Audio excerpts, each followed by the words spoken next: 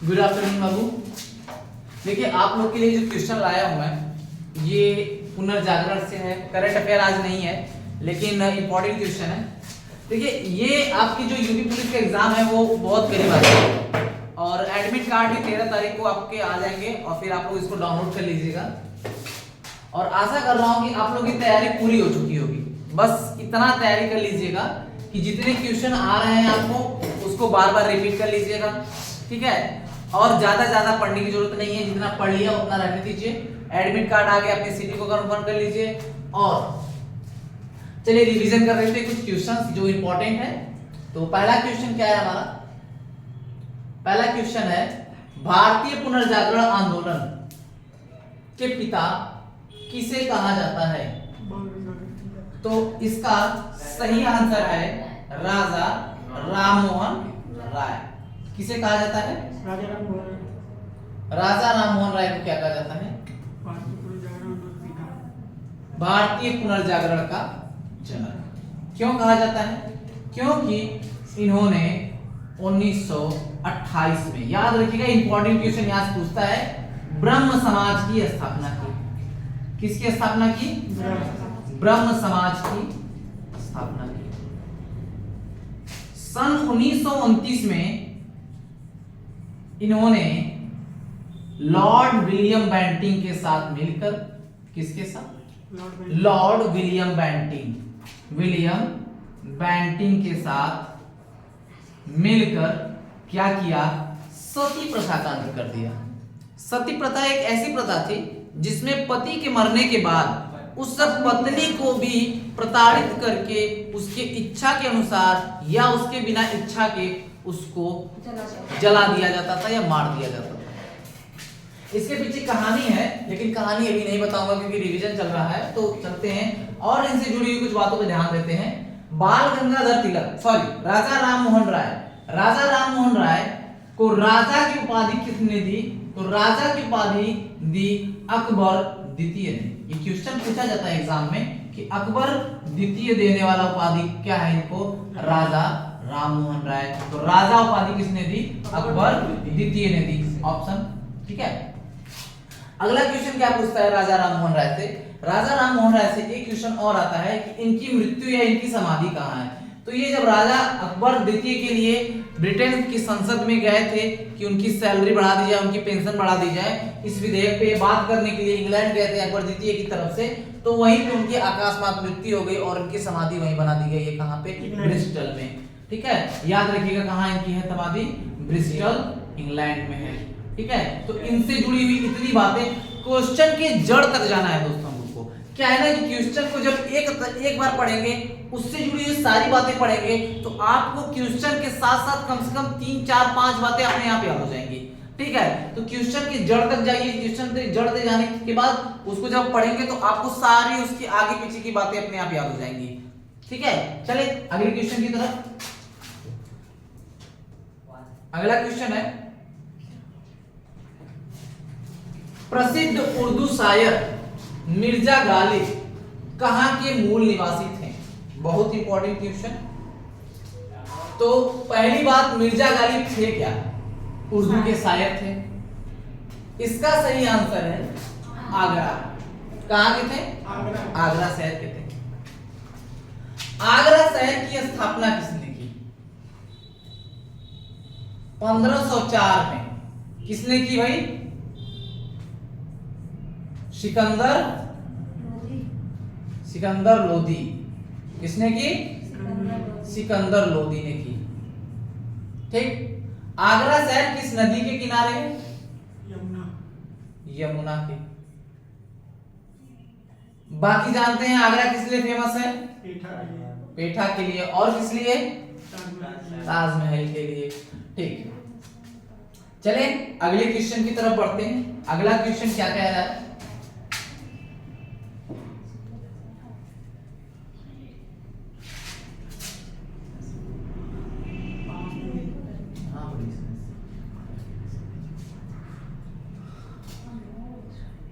कौन सा स्थान गौतम बुद्ध से संबंधित नहीं है?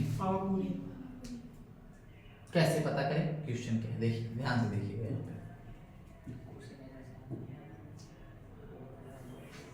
देखिए, सारनाथ, बोध गया, कुशीनगर या पावापुरी। ठीक, सारनाथ में इन्होंने अपना क्या किया, सबसे पहले अपना उपदेश, सबसे पहला उपदेश कहां दिया, सारनाथ में दिया। इसको हम लोग कहते हैं धर्म चक्र प्रवर्तन। ठीक, यहां पे इन्होंने अपना क्या किया, पहला उपदेश दिया वाराणसी में। उसके बाद बोध गया, गया बिहार, यहां पे इनको क्या हुआ, ज्ञान प्राप्त हुआ। कुशीनगर, उत्तर प्रदेश का एक जिला है कुशीनगर, कुशीनगर में इनकी क्या हुई थी, मृत्यु हुई थी। लेकिन पावापुरी का संबंध किससे है, तो पावापुरी का संबंध है महावीर स्वामी से। महावीर स्वामी की मृत्यु कहां हुई थी, पावापुरी में हुई थी। ठीक है, चले अगले क्वेश्चन पर। लगता है क्वेश्चन रिपीट हो गया है, हाँ हो गया है ना। चले अगला क्वेश्चन क्या कह रहा है, ये तो हो गया मान लीजिए, फिर से अच्छा रिपीट हो गया। हाँ बोला था इसे हटा दीजिएगा, नहीं हटा पाया। ठीक है,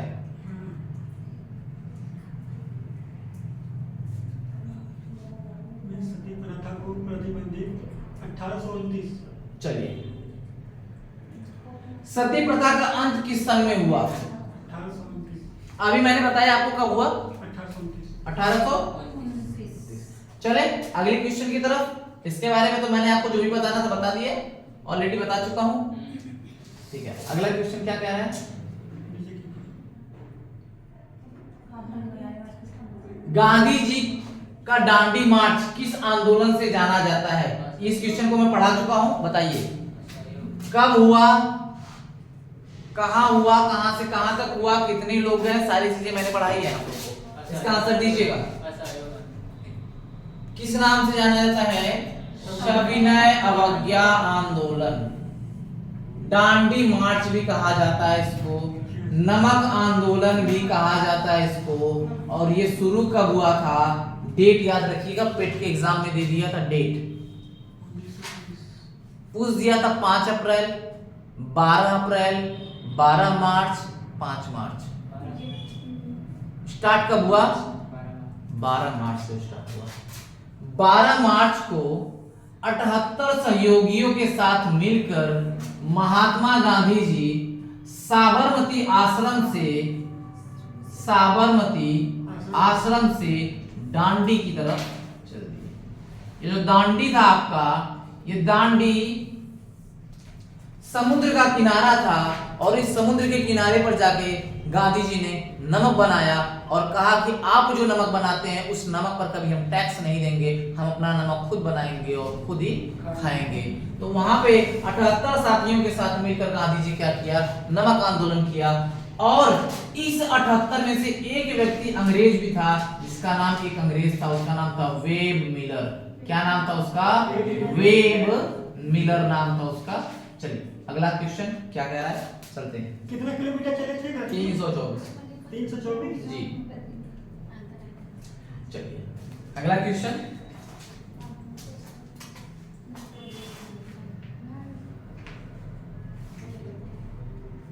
किसी प्रदेश के इतिहास को पूरी दुनिया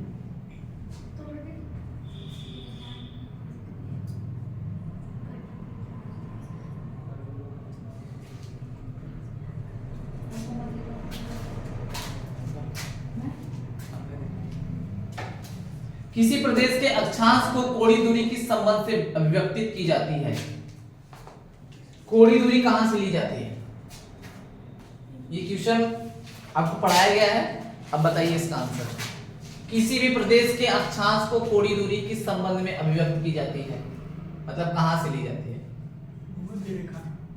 बिल्कुल सही, भूमध्य रेखा। देखिए एक मान लीजिए ग्लोब ले लीजिए, ठीक, इसकी एक 0 डिग्री मानक रेखा खींचिए, 0 डिग्री अक्षांश है। अब यहीं से तो हम गिनेंगे कि 1 डिग्री है, ये 2 डिग्री है, ये 3 डिग्री है, ये 4 डिग्री है, ये 5, ऐसे गिनेंगे ना, यहाँ तक आके 90 डिग्री हो जाते हैं ना। तो यहीं से ना 0 डिग्री से तो स्टार्ट करेंगे, और 0 डिग्री रेखा क्या कहलाती है,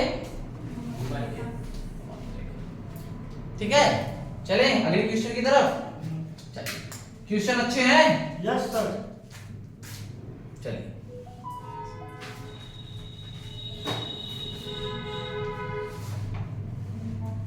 महात्मा गांधी ने अपना प्रथम धर्मचक्र प्रवर्तन किस स्थान पर किया था? धर्मचक्र प्रवर्तन पाटलिपुत्र। अभी मैंने बताया कि जो महात्मा गांधी ने अपना उपदेश दिया था उसे कहा जाता है धर्मचक्र प्रवर्तन। अच्छा। देखिए यही अभी मैं पूछता कि धर्मचक्र प्रवर्तन किसे कहते हैं, आप नहीं बता पाएंगे। मैं कहूंगा पहला उपदेश कहां दिया, आपने तुरंत बता दिया, सारनाथ। अब ऐसे क्वेश्चन करके पूछ देगा तो आधा क्वेश्चन भी आप गलत करके आओगे। महापरिनिर्वाण कहां हुआ इनका? कुशीनगर। महापरिनिर्वाण का मतलब देहांत हो गया। बात समझ में आई? तो इसका सही आंसर क्या होगा? सारनाथ। चलें आगे। अगला क्वेश्चन क्या है? देखिए क्वेश्चंस पढ़ेंगे और उसको समझने का प्रयास करेंगे तभी आपका कुछ हला भला हो पाएगा। Yes sir. क्या सर?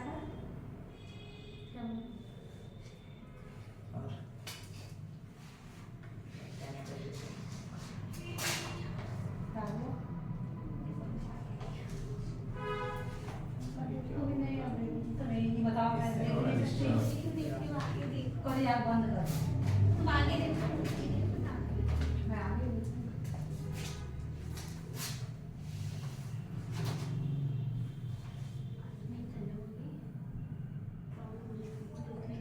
चलिए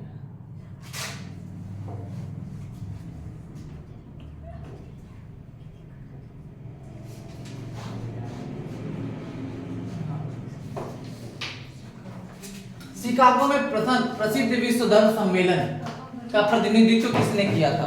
स्वामी विवेकानंद। किसने किया था? शिकागो के प्रसिद्ध विश्व धर्म सम्मेलन का प्रतिनिधित्व किसने किया? बहुत इंपॉर्टेंट क्वेश्चन है, देखिए यहाँ पे। शिकागो के प्रसिद्ध धर्म सम्मेलन का प्रतिनिधित्व किसने किया? स्वामी विवेकानंद। किस सन में किया? सन 1900 गलती होगी, 1893 में। कब किया? 1893 में किया।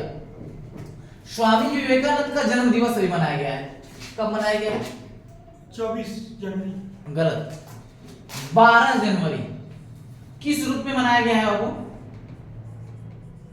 किस रूप में इनका जन्म दिवस मनाया जाता है? हिंदी दिवस। युवा दिवस।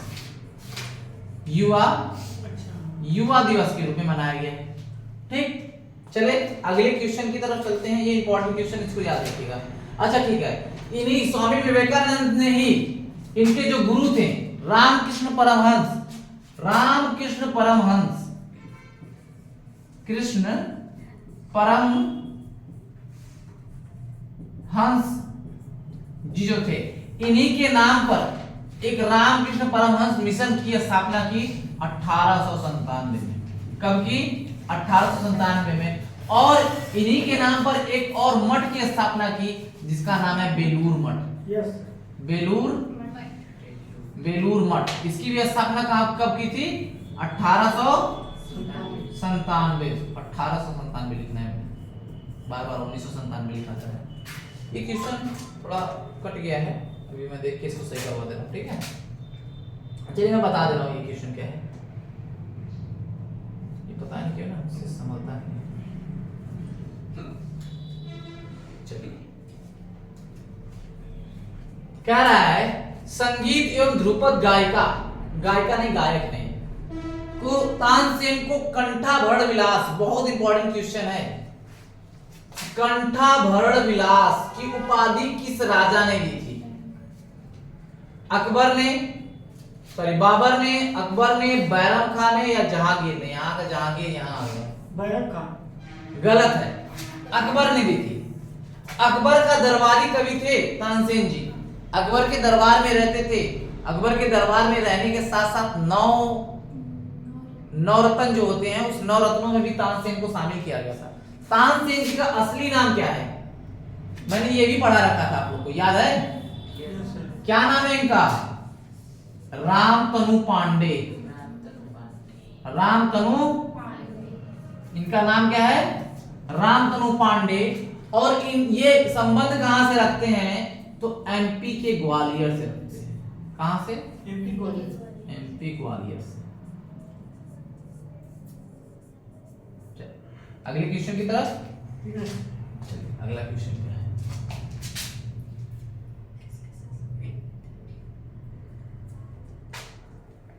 सिख गुरु अर्जुन देव किसके शासन काल में थे? बहुत ही इंपॉर्टेंट क्वेश्चन है। समकालीन से जो क्वेश्चन आते हैं, समकालीन से कि किसके समकालीन थे। अगर यहीं पे शासन काल की जगह आपको दे देगा किसके समकालीन थे, तो आप लोग सोचते रह जाएंगे समकालीन का अर्थ क्या होता है। समकालीन का अर्थ होता है कि किस राजा के समय में थे। ठीक, तो सिख गुरु अर्जुन देव किसके समकालीन थे? तो किस शासक के समकालीन थे बाबू? तो इसका सही आंसर है आपका जहांगीर। किसके समकालीन थे? जहांगीर। एक और क्वेश्चन यहां से याद रखिएगा, गुरु तेग बहादुर ये कौन से नंबर के गुरु हैं इनके? ये 5वें हैं। कौन से नंबर के हैं? 5वें हैं ये। ठीक है, गुरु तेग बहादुर, तेग बहादुर, गुरु तेग बहादुर जो है, गुरु तेग बहादुर जो है वो 9वें गुरु थे और वो किसके समकालीन थे? औरंगजेब के थे। औरंगजेब के समकालीन थे। औरंगजेब एक ऐसा शासक जिसने क्या किया, इनके सामने इनके बच्चों को मार दिया, फिर भी इन्होंने अपने धर्म को नहीं छोड़ा। बात समझ में आ रही है? इनके धर्म को नहीं, अपने धर्म को नहीं छोड़ा। और ये दोनों क्वेश्चन काफी पूछा जाता है घुमा फिरा के कि किसके सब। और ये कौन से नंबर के थे? 9वें नंबर के।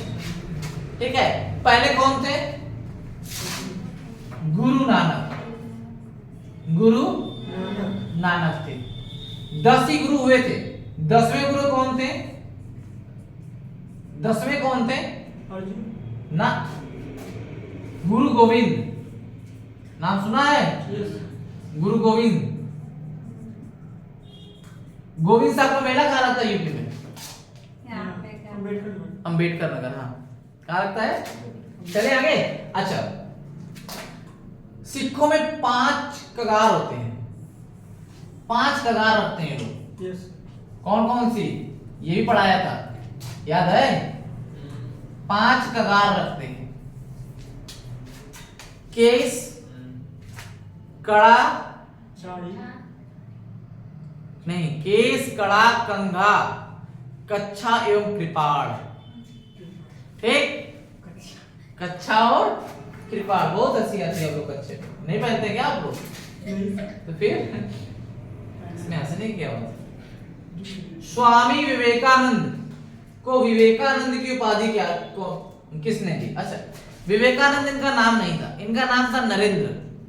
इनका नाम क्या था? नरेंद्र। और इनको एक नाम की उपाधि दी गई थी विवेकानंद। किसने दिया था भाई? बहुत इंपॉर्टेंट। देखिए, क्वेश्चन पूछा जाता है इसी तरीके से।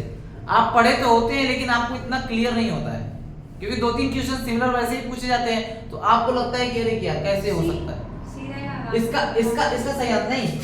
ये तो इनके गुरु थे ना, रामकृष्ण परमहंस। अच्छा, रामकृष्ण परमहंस के बारे में ये कहा जाता है कि इनको माँ काली ने खुद आके दर्शन दिए। कौन दिया था? माता काली, कोलकाता की है ना, दक्षिणेश्वरी काली माता का मंदिर है ना यहाँ पे, कोलकाता, नहीं के नाम पे तो बस है। तो रामकृष्ण परमहंस एक ऐसी व्यक्ति माना जाता है, और मुझे पता भी नहीं भाई है, ऐसा हो सकता है, क्योंकि विवेकानंद बहुत ज्यादा समझ लीजिए, इतनी प्रकांड विद्वान थे ना ये, कि कोई चीज अगर एक बार ये पढ़ ले, बोलते नहीं थे। एक बार लाइब्रेरी में गए ये, तो लाइब्रेरियन देखा कि कोई है आदमी जो भगवा कपड़ा पहन के आता है, रोज जाता है, सुबह किताबें देखता है और चला जाता है। तो एक दिन रोका इनको, कहा कि यार, तो तुमको पढ़ने नहीं आता है तो तुम लाइब्रेरी में जाते क्यों हो? टाइम बर्बाद करने। तो कहा ये किताब लो और इस किताब में से किसी पेज से कुछ भी पूछ लो, मैं बता दूंगा कि किस पेज पे लिखा है। लाइब्रेरियन चेक किया, 2-3 बार खोला, एक पेज को पूरा डिफाइन कर देते थे। उस समय उसको लगा, बाप रे बाप, ऐसे भी लोग होते हैं। सिस्टर निवेदिता इनके साथ रहती थी, विवेकानंद के साथ। सिस्टर निवेदिता इनकी शिष्या थी। तो उन्होंने कहा कि मुझको आपसे एक पुत्र चाहिए। आप जैसा बिल्कुल दिमागदार, ऐसा कि पूरी दुनिया में उसका नाम हो जाए। तो कहा जरूरत ही नहीं है, मैं ही आपका पुत्र बन जाता हूं, अपना पुत्र बना लीजिए मुझको, आज से मैं आपको मां कहूंगा, क्योंकि ये ब्रह्मचारी थे। ठीक है, शिकागो धर्म सम्मेलन में जब गए तो बहुत सारी किताबें रखी हुई थी भाई, ऐसे ऐसे पूरी बहुत सारी किताबें, ऐसे ऐसे किताबें रखी थी, नीचे रखी थी गीता अपनी श्रीमद् भागवत। तो तर्क किसी ने दिया कि अगर आपकी किताब सर्वश्रेष्ठ होती तो इतनी नीचे नहीं होती। तो इन्होंने कहा कि हमारी किताब नीचे है, इसका मतलब ये नहीं कि श्रेष्ठ नहीं है, इसका अर्थ ये है कि अगर मैं ये अपनी एक गीता हटा दूं तो बाकी सारे धर्मों की जो किताबें हैं वो धड़ाम हो जाएंगी। मतलब आधार हमारा धर्म है। जिस बात से इतना प्रभावित होकर धर्म सम्मेलन, शिकागो धर्म सम्मेलन में हिंदू धर्म को और विवेकानंद दोनों का नाम हुआ, और जिसके बाद हिंदू धर्म का विकास हर तरफ फैल गया। बात समझ आ रही? हिंदू धर्म सम्मेलन, शिकागो धर्म सम्मेलन हुआ था, और उसके बाद राजा महाराजा खेतड़ी के महाराजा थे वो, जिन्होंने इनको यह उपाधि दी। खेतड़ी कहां पड़ता है बाबू? खेतड़ी कहां पड़ता है? राजस्थान में पड़ता है। कहां पड़ता है? राजस्थान में।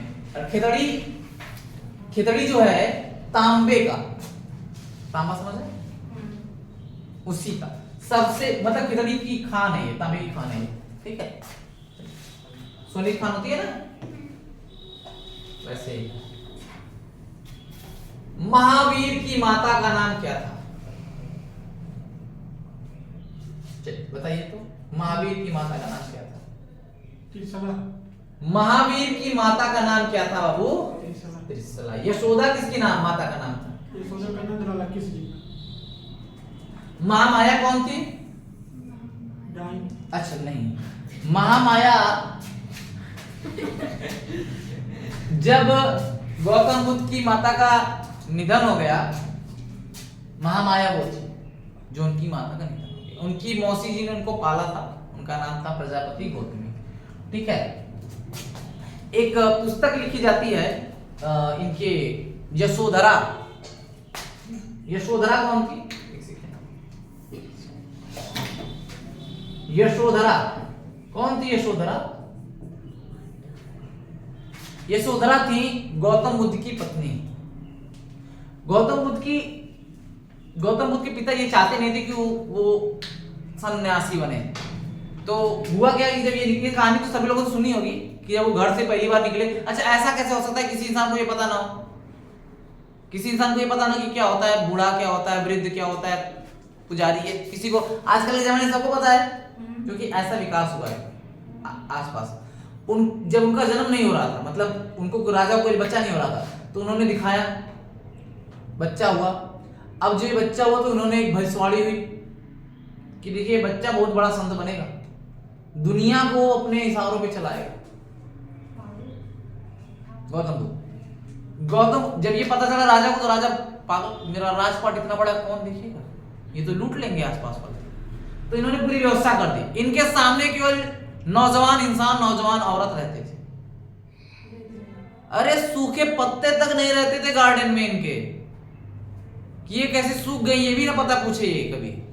इतने नौकर चाकर, आसपास इतनी सफाई, इतना ऐसो आराम। जैसे लोग कहते हैं ना कि अमीर को गरीबी नहीं पता होती, गरीबी में कैसे जीते हैं, उसी तरह इनको ये नहीं पता था कि गरीबी भी कुछ होती है, या फिर बुढ़ापा भी कुछ होता है। देखा ही नहीं कभी। जितने भी गरीब होते थे सबको भगा देते थे, पैसा ऐसा देके जाओ अपना काम करो। हमेशा नए नए, सब नौकर नौकरानी सब नए नए मॉडल वाले। अब जब ये बड़े हुए तो शादी हो गई इनकी। अब लिच्छवी की रानी थी ये, लिच्छवी की थी ये। लिच्छवी की लड़कियां बहुत सुंदर। इस वक्त जैसे लोग कहते हैं बड़े कास्ट में शादी करो, लड़कियां वहां थोड़ी देखने में ठीक ठाक होती हैं, ठीक। तो वो समय लिच्छवी से शादी हुई। लिच्छवी की थी ये यशोधरा, 16 साल की उम्र थी उनकी, शादी कर दी गई ताकि ये भटके रहे इसी मोह माया में, दुनिया का बैराग इन्हीं के लगा रहे। 16 साल में शादी हो गई। अब 16 साल में शादी हो गई, और 16 साल में शादी होने के बाद जब ये अपने उम्र से आगे बढ़ने लगे, तो एक दिन इनको चन्ना ले गया बाहर। चन्ना ले गया, उनका जो सारथी था चन्ना, ले गया उनको घुमाने। तो भाई रास्ते में देखे तो कोई आदमी हिलते जुलते जा रहा था, तो चन्ना ये कौन, पहली बार तो देख रहे हैं, चन्ना ये कौन। चन्ना का ये वृद्ध हो गया है, ये क्या होता है भाई। तो कहता है कि अब इसकी टाइम आ गई, ये जाएगा। तो कि मैं भी जाऊंगा, हाँ भी जाएंगे, पापा भी जाएंगे, पापा भी जाएंगे। फिर आगे गए थोड़ा बड़े, तो आदमी राम नाम सत्य करते हुए जा रहे थे। चन्ना ये आदमी क्यों सोया और ये लोग रो क्यों रहे हैं, ये मर गया, इसके बाद वाली स्टेज है। तो चन्ना तुम भी मरोगे, हाँ मैं भी मरूंगा, मैं भी मरूंगा, हाँ मैं भी मरूंगा। तो छोटे बच्चे ऐसे क्वेश्चन पूछते हैं ना, पापा हाउ का है, पापा हाई से कैसे हो गया। तो 10 क्वेश्चन पूछते हैं ना, उसी तरह उनका था। अभी कुछ जानते नहीं थे, तो ऐसे तो पूछते पूछते इनको पता चला।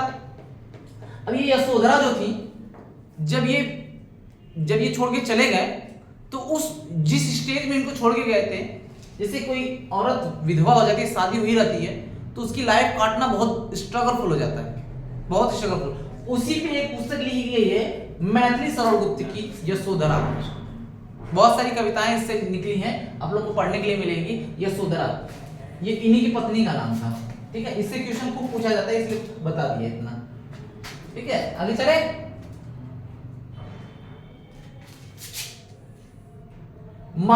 अमीर खुसरो एक था, क्या था भाई अमीर खुसरो? अमीर खुसरो क्या था? एक कवि। देखिए, अमीर खुसरो था, एक कवि था। रुक जाइए, अमीर खुसरो एक कवि था, एक कवि भी था, एक इतिहासकार भी था, एक संगीतज्ञ था और उपयुक्त सभी था। देखिए, ये 7 सुल्तानों का समय देखने वाला था। अब इससे डिटेलिंग करते हैं। 7 सुल्तानों का समय पूछा जाएगा, किसका दरबारी कवि था? तो था अलाउद्दीन खिलजी। अलाउद्दीन खिलजी का था ये दरबारी कवि, ठीक। पूछा जाएगा ये कहां का था? तो ये था पटियाली का। पटियाला नहीं, पटियाली। आपके यहाँ यूपी में जिला एक है कासगंज, नाम सुना है कासगंज का? नहीं सुना, मत सुनिए, कोई बात नहीं। कासगंज, ठीक है। इसको कहा जाता है, देखिए एक इंपॉर्टेंट, इसी अमीर खुसरो को एक नाम से और जाना जाता है, भारत का तोता। क्या कहा जाता है? भारत का पोता। तोता, ठीक है। भारत का तोता या तूतिए हिंद भी कहा जाता है, ठीक। इसके जो गुरु थे, क्या था? निजामुद्दीन औलिया। निजामुद्दीन औलिया जी। अरे मध्यकालीन इतिहास बहुत इंटरेस्टिंग है, कभी जब पढ़ाऊंगा ना तब बताऊंगा। निजामुद्दीन औलिया बड़े इंटरेस्टिंग इंसान है। इन्होंने कहा कि एक था शासक, उसको कहा, उसने कहा कि मैं आ रहा हूं दिल्ली में, आपको देख लूंगा, आ रहा हूं दिल्ली में देख लूंगा। उसने कहा हनूज दिल्ली दूरस्थ, बेटा अभी दिल्ली दूर है। और रास्ते में आते आते वो मर गया। लकड़ी का एक महल था, हाँ, लकड़ी का एक महल था, उसमें वो ठहरा हुआ था, लकड़ी का महल गिर गया, उसमें दब के मर गया। बताएंगे जब ये मध्यकालीन इतिहास आएगा तो। चले, आर्य समाज के संस्थापक कौन थे? ठीक है, आप लोग कितना सही आंसर देते हैं वही मैं सोच रहा था। आर्य समाज, ब्रह्म समाज की स्थापना अभी पढ़ाया हूं, कब हुई थी? 1928। बहुत अच्छे। कौन किया था? हाँ, नहीं, वो राजा राम मोहन राय, ठीक है। आर्य समाज की स्थापना किए थे दयानंद सरस्वती, स्वामी दयानंद सरस्वती। किस सन में किए थे बाबू?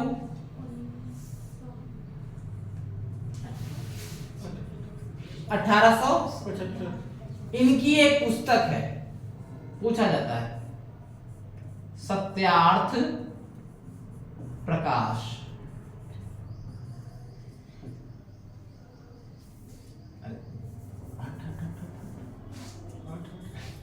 प्रकाश, ठीक। सत्यार्थ प्रकाश। ठीक है, इनका एक नारा है, वेदों की ओर लौटो, वेदों की ओर लौटो।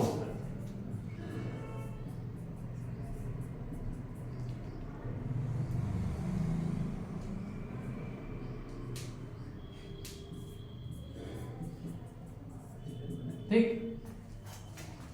वेदों की ओर लौटो। 1875 की एक घटना और याद रखिएगा, मोहम्मडम एंग्लो ओरिएंटल कॉलेज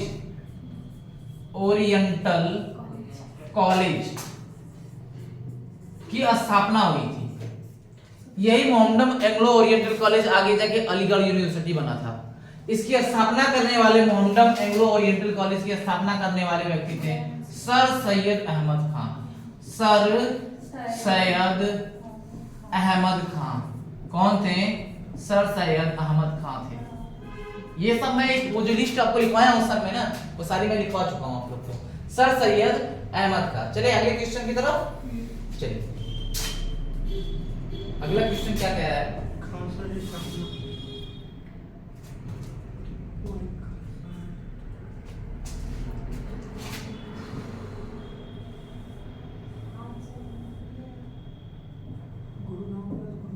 चलिए, खालसा की स्थापना किसने की थी?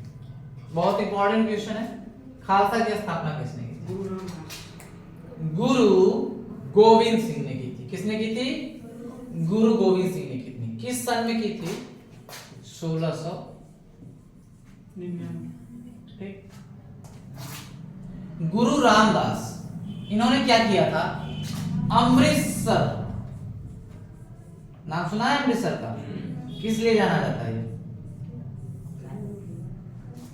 अमृतसर की स्थापना की, स्वर्ण मंदिर बना। स्वर्ण मंदिर नहीं बनवाया था, अमृतसर की शहर की स्थापना की थी इन्होंने। ठीक है, स्वर्ण मंदिर अर्जुन देव ने बनवाया था। ठीक है, अमृतसर की स्थापना की थी और अमृतसर में ही इनके ही नाम पर रामदास अंतरराष्ट्रीय हवाई अड्डा है। ये आपसे पूछा जाता है कि किस राज्य में है, तो ये याद रखिएगा, रामदास अंतरराष्ट्रीय हवाई अड्डा। अच्छा, मैं एक दिन आप लोगों को बताया था, कल ही भी पढ़ाया था, राजीव गांधी अंतरराष्ट्रीय हवाई अड्डा कहाँ है? राजीव गांधी, कलकत्ता। राजीव गांधी नहीं, वहां सुभाष चंद्र बोस हवाई अड्डा है। राजीव गांधी कहाँ है? हैदराबाद। कोम्पेगोंडा कर्नाटक। और एक और था ना कोई, क्या था?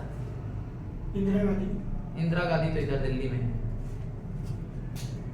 यूपी में कितने हैं इस वक्त? कितने हैं वर्तमान में? अभी 2 है, 5 होने वाले हैं। और बताया था ना कल ही, लोग आ रहे हैं ज्योतिरादित्य सिंधिया उद्घाटन करने के लिए इसका। हाँ, ये पढ़ाया था, ये नहीं पढ़ाया था, कुछ और पढ़ाया था। सर कितना क्वेश्चन है टोटल? 45। आर्य समाज की स्थापना किसने की? पहले ही जानते हैं आप लोग। ठीक है, ये पहले ही जानते हैं। चलिए आगे।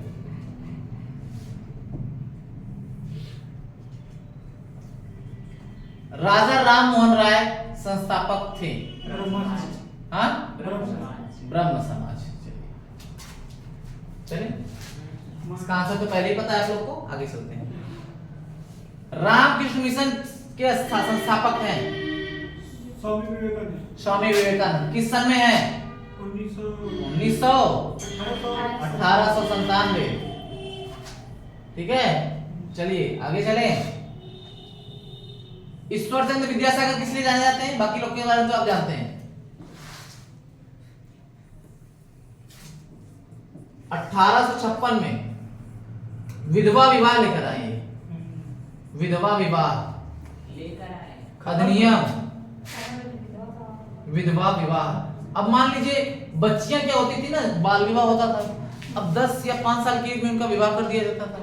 और मान लीजिए आदमी कहीं गया और एक्सीडेंटली या किसी अटैक में या किसी युद्ध में वो मारा गया, अब वो लड़की पूरी जीवन विधवा रहती थी।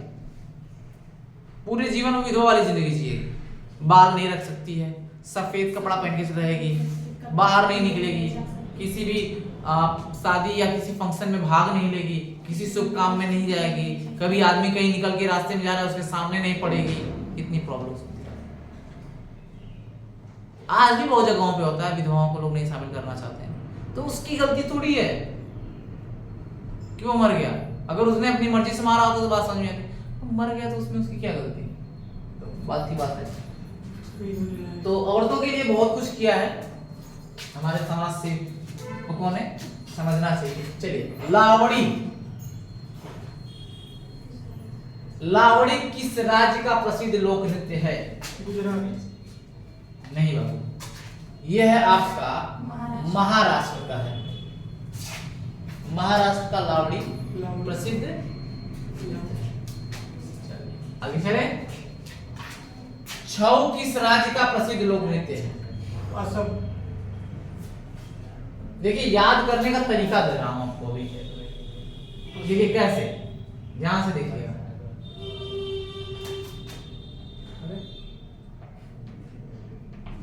कहां से देखिए भाई, हाँ ले जाइए, बोले जाइए। ने से वर्क कर रहा है क्या अभी? नहीं, मक्खी बैठी थी। मक्खी चलाएगी इसको।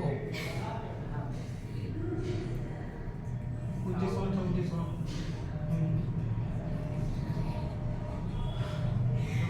चलिए, छऊ किस राज्य का प्रसिद्ध लोक नृत्य है? असम। ऑप्शन है आपका उड़ीसा, असम, झारखंड या पश्चिम बंगाल। किस राज्य का है बाबा? असम। देखिए कैसे याद रखेंगे।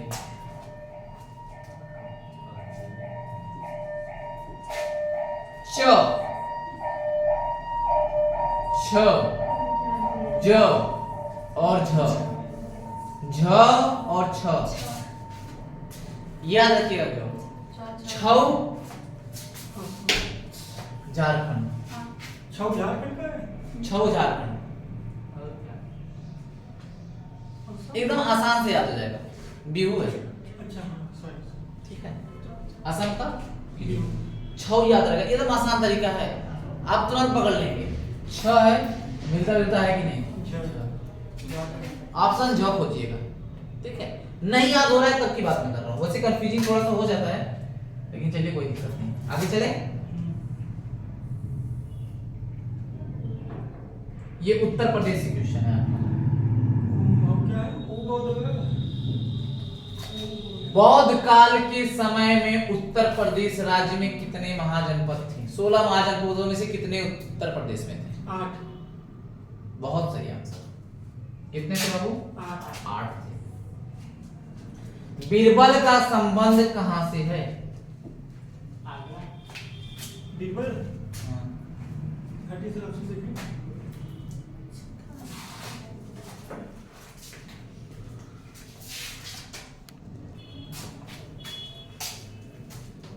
चले, तो निम्नलिखित में से कौन सा, निम्नलिखित में से बीरबल का संबंध किस स्थान से है? ठीक है, तो चले इस क्वेश्चन पे देखें क्या कह रहा है। कहां से है भाई? सबको पता होना चाहिए इसका आंसर। नहीं, ये है संबंधित कालटी से। कहां से? ठीक। बीरबल का असली नाम क्या है? तानसेन। महेश दास। तानसेन का तो तानसेन खुदे,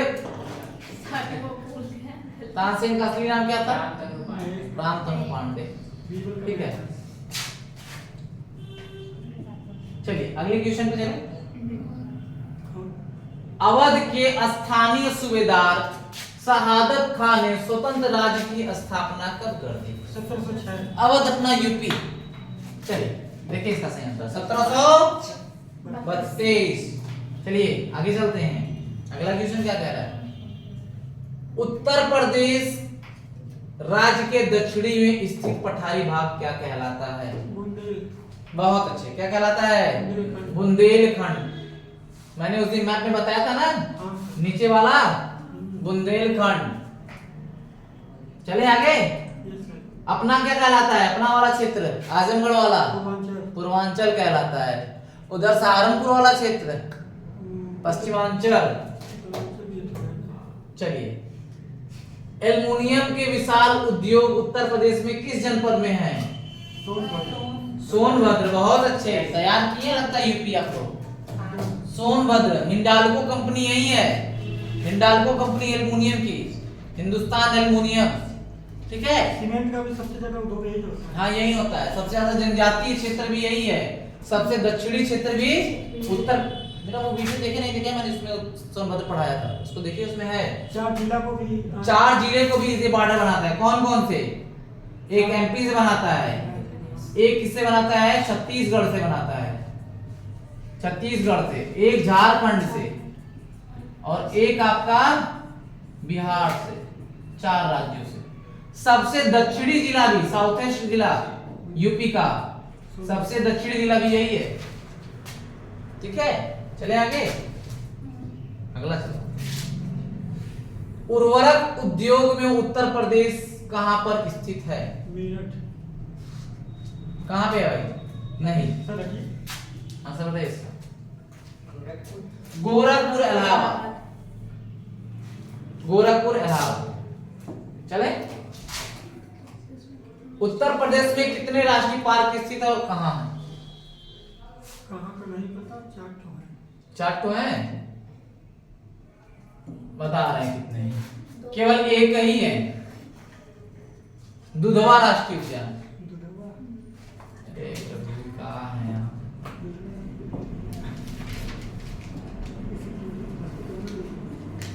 कितने हैं? एक है, और कौन सा है? दुधवा। दुधवा राष्ट्रीय उद्यान। कहाँ पे है? पीलीभीत। कहाँ पे? पीलीभीत। पीलीभीत किससे सीमा बनाता है? किससे? किस राज्य से या किससे?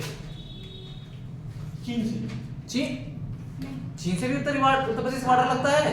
उत्तर प्रदेश का? हाँ, अरे भाई पीलीभीत किससे बॉर्डर बनाता है? चीन से बना रहेगा। देश में? हाँ, अरे किससे बॉर्डर बनाता है, किससे बॉर्डर शेयर करता है, वो बताइए बस। किस राज्य से, किससे लगती है? नहीं, पीलीभीत का बॉर्डर लगता है नेपाल से और उत्तराखंड से, ठीक है। चलिए अगले क्वेश्चन की तरफ चलते हैं। कौन सा नृत्य बुंदेलखंड के कृषकों द्वारा फसल काटने के दौरान किया जाता है? सहरा। ना, राई। राई किया जाता है। क्या किया जाता है? राई किया जाता है। उत्तर प्रदेश में बौद्ध काल में 16 जनपदों में उत्तर प्रदेश में कितने जनपद हैं? ठीक है, तो हो गया। ये रिपीटेड क्वेश्चन आ गया। अवध की ये रिपीटेड क्वेश्चन आ गया। कहाँ अवध वाला? हो गया, हो गया, रिपीटेड हो गया है, ये हो गया। चलिए क्वेश्चन रिपीटेड हो गए, कोई दिक्कत नहीं है। बाकी सब हो गया ना? बाकी कल क्वेश्चन आपके वो पीडीएफ में भेजा था ना, थोड़ा दिखाइएगा तो। बंद करिए वीडियो।